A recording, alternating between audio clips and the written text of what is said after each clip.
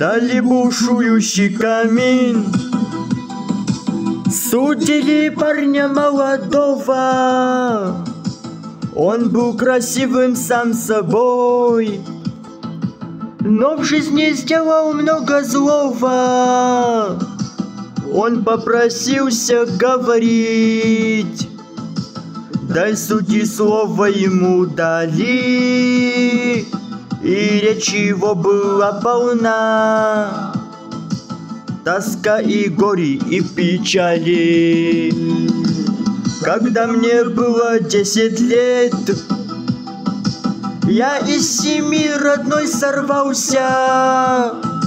Я научился воровать и со шпаной тогда связался. Когда мне было 20 лет, я был в груди друзей хороших. Я стал добро там забывать, подался звуку монет звонких.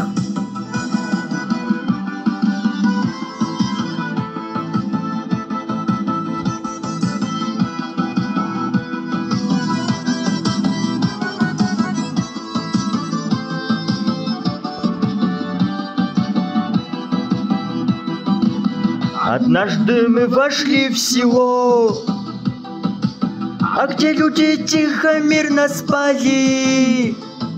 Мы стали грабить дом один, но света в нем не зажигали.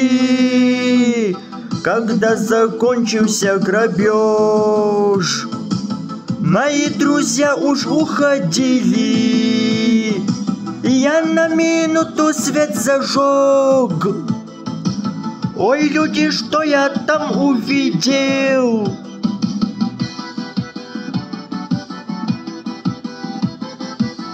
Передо мной стояла мать, в груди с кинжалом умирая, а на полу лежал отец, убит рукою атамана,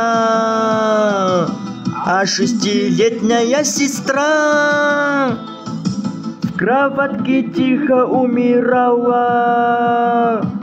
Она как рыбка без воды свой ротик чуть приоткрывала.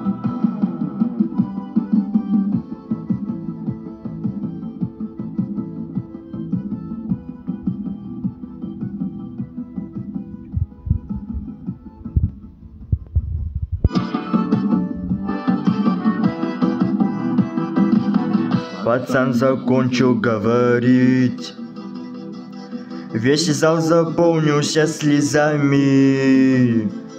Его попросили пощадить,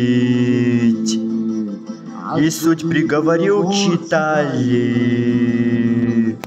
Дали бушующий камин, великую расстрелу молодого. Он был красивым сам собой, ой, но